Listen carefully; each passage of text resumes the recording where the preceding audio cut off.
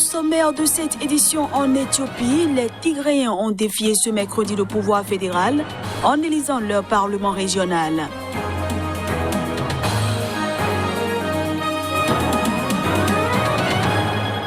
L'avocat sud-africain George Bizos, qui avait défendu l'icône de la lutte anti-apartheid Nelson Mandela, est mort à l'âge de 92 ans, a annoncé le président Cyril Ramaphosa. Et puis le directeur de l'autorité de l'aviation civile congolaise a été suspendu de ses fonctions pour avoir autorisé le survol de la RDC par un ballon stratosphérique Google à l'insu du gouvernement. Voilà pour le sommaire. Bienvenue à tous.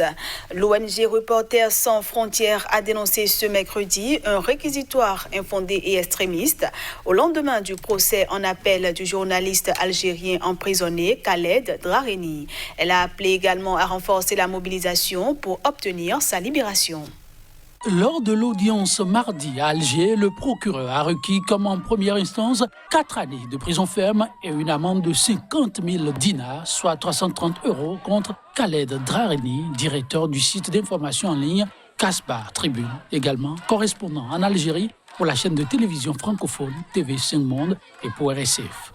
Le verdict est attendu le 15 septembre. Ce réquisitoire totalement infondé et extrémiste fait craindre le pire pour notre ami et confrère, a estimé mercredi le secrétaire général de RSF, Christophe Deloy, dans un communiqué. La vacuité du dossier et l'absurdité des accusations sont patentes. Il revient aux autorités algériennes d'arrêter cette furieuse fuite en avant dans la répression, a souligné Deloy en appelant toutes les bonnes volontés à se mobiliser pour faire pencher la balance du côté de la justice véritable.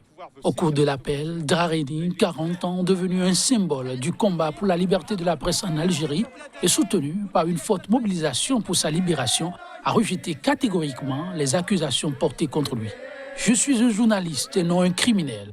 Le journalisme que je pratique ne menace pas la sécurité du pays, mais le protège », a-t-il plaidé à l'issue de l'audience. Incarcéré depuis le 29 mars au centre pénitentiaire de Koléa, près d'Alger, Khaled Drareni a été condamné le 10 août à 3 ans d'emprisonnement et à une amende de 50 000 dinars pour incitation à attroupement non armé et atteinte à l'unité nationale. Un verdict d'une sévérité sans précédent qui a surpris et indigné ses confrères. Les habitants de la région du Tigré au nord de l'Éthiopie ont voté ce mercredi lors d'élections législatives que le gouvernement du Premier ministre Abiy Ahmed a jugées illégales. Les bureaux de vote ont ouvert à 6 h du matin, soit 3 h GMT, malgré la décision fédérale de reporter toutes les élections en raison de la pandémie de coronavirus. Les habitants de la région du Tigré, au nord de l'Éthiopie, ont voté mercredi lors d'élections législatives que le gouvernement du Premier ministre Abiy Ahmed a jugées illégales. Les bureaux de vote ont ouvert à 6 h du matin, malgré la décision fédérale de reporter toutes les élections en raison de la pandémie de coronavirus.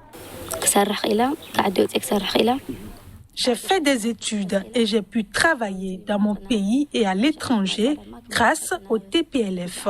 Et j'ai pu voter tous les 5 ans grâce à leur lutte. Et j'ai voté pour eux.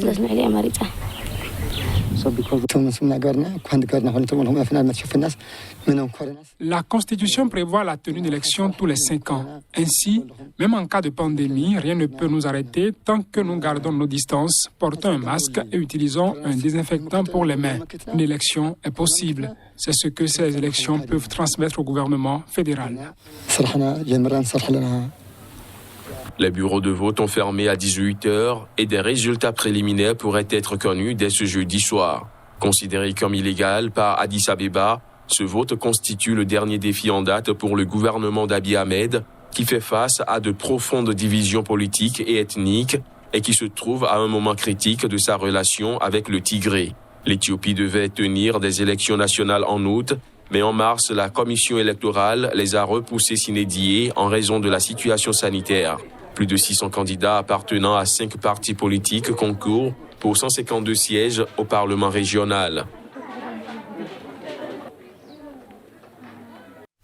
Le président George Weah a appelé à durcir les lois du Libéria face à la recrudescence des viols qu'il décrit comme une pandémie. Il a lancé cet appel lors de la première conférence nationale sur la question. Le Libéria est devenu depuis quelques semaines le théâtre d'une mobilisation de ses citoyens face aux viols, mais aussi de protestations contre l'inaction reprochée au gouvernement et au président.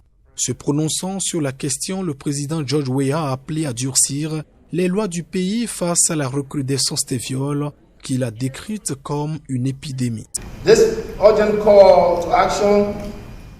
Cet appel urgent à l'action répond à une augmentation alarmante des viols et des violences sexuelles et sexistes ces derniers temps, en particulier à un moment où nous sommes en guerre contre la pandémie mortelle de la COVID-19. La conférence de 2 jours sur la question ouverte mardi par le chef de l'État libérien s'est poursuivie ce mercredi en présence de son prédécesseur, Ellen Johnson Sirleaf, de représentants d'organisations féminines, de l'ONU et de chefs traditionnels. Par exemple, vous avez un enfant d'1 an, vous avez des enfants de 2 ans qui se sont fait violer, c'est très cruel, c'est diabolique. Les femmes et les jeunes du Libéria sont donc en colère et veulent que ces choses cessent parce que ce n'est pas normal.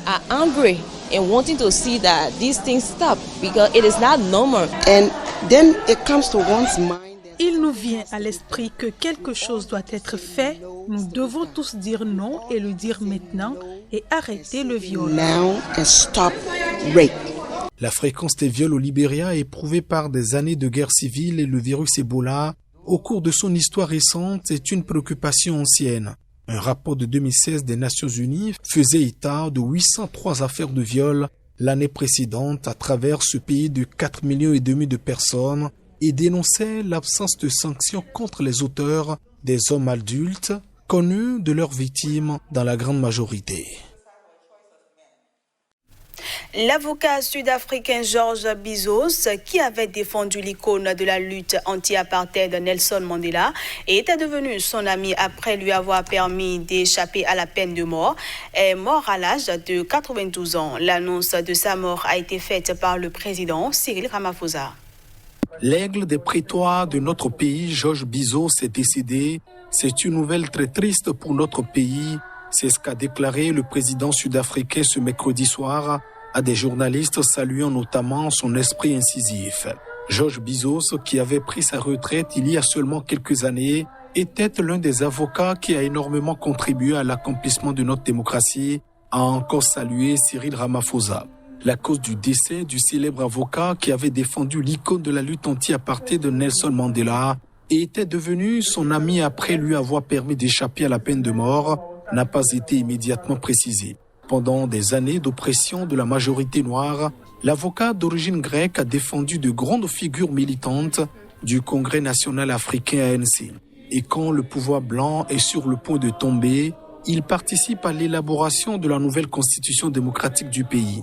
Une fois l'apartheid aboli, il a notamment contribué à la mise en place de la commission Vérité et Réconciliation chargée d'enquêter sur les crimes politiques de l'ancien régime.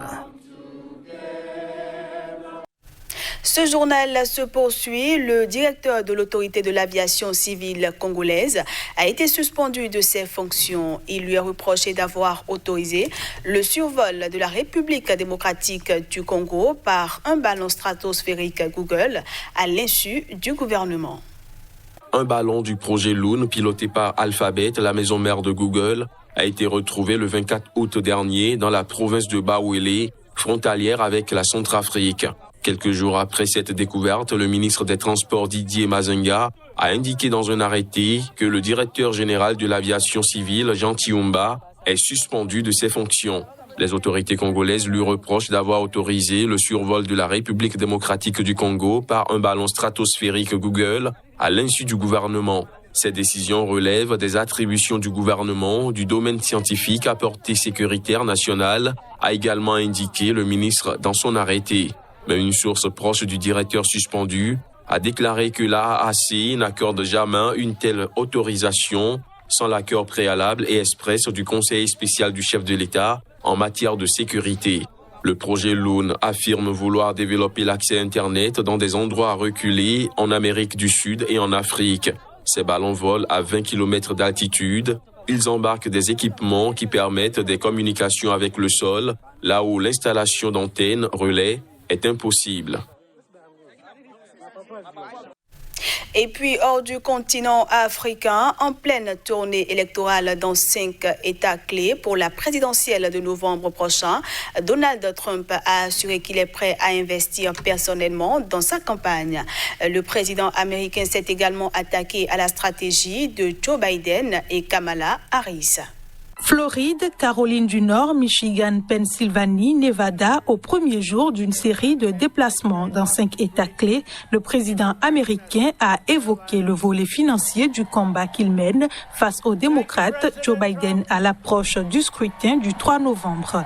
Donald Trump s'est dit prêt mardi à mettre la main à la poche si cela s'avérait indispensable dans la dernière ligne droite de sa campagne. Il accuse ses adversaires de noircir le tableau de la situation sanitaire liée au coronavirus et d'imposer par pur calcul électoral des restrictions excessives dans les villes et États qu'il contrôle, faisant référence à Joe Biden et Kamala Harris. Biden a maintenant formé une alliance impie avec les éléments les plus extrêmes et les plus dangereux de la gauche radicale. Vous le savez, avec le fou de Bernie Sanders et tout le monde. Et au fait, vous savez qui est plus à gauche que ce fou de Bernie? Kamala.